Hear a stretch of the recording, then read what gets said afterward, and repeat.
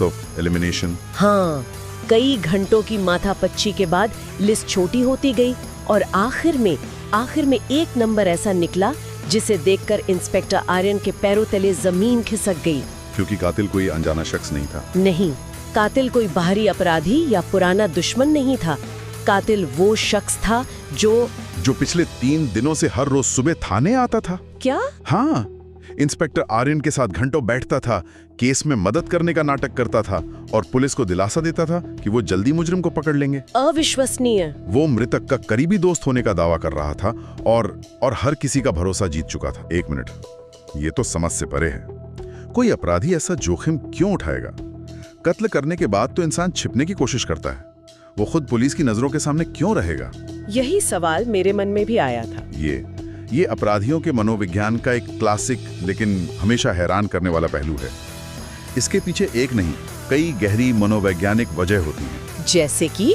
पहली और सबसे आम वजह है जरूरत से ज्यादा आत्मविश्वास, और जिसे हम कहते हैं ड्यूपिंग डिलाइट। ड्यूपिंग डिलाइट? हाँ, यानी अधिकारियों को, एक्सपर्ट्स को अपनी आंखों के सामने बेवकूफ बनाने में मिलने वाला रोमांस।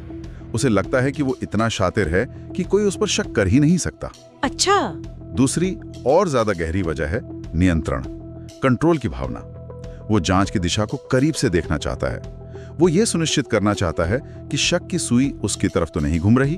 और अगर उसे लगता कि पुलिस सही रास्ते पर है तो वो उन्हें भटकाने की कोशिश करता और मदद करके उन्हें गलत दिशा में और आगे धकेल देता। ये एक बेहद खतरनाक दिमागी खेल है जहां अपराधी खुद को शिकारी और पुलिस को शिकार समझता है। और यही वजह थी कि वो अब तक पकड़ में नहीं आया था। वो सिस्टम का हिस्सा बनकर सिस्टम को ही धोखा दे रहा था। बिल्कुल। कहानी में उसकी गिरफ्तारी का सीन बहुत दमदार है।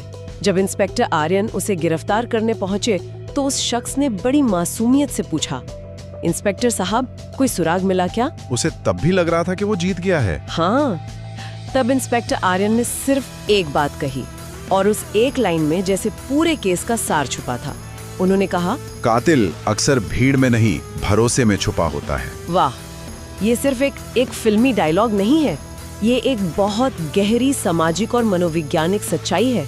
ये बताता है कि कैसे इंसान का भरोसा, जो हमारे सामाजिक जीवन का आधार है, वही हमारी सबसे बड़ी कमजोरी भी बन सकता है। सही बात है। एक जांच अधिकारी को हर किसी पर शक करना सिखाया जाता है, लेकिन फिर भी हम इंसान हैं। जब कोई व्यक्ति लगातार आपके साथ सहानुभूति दिखाता है, मदद की पेशकश करता है, तो एक स्वाभाविक मानवीय प्रवृत्ति होती है उस पर यकीन करने की। और कातिल इसी का फायदा उठाते हैं। बिल्कुल।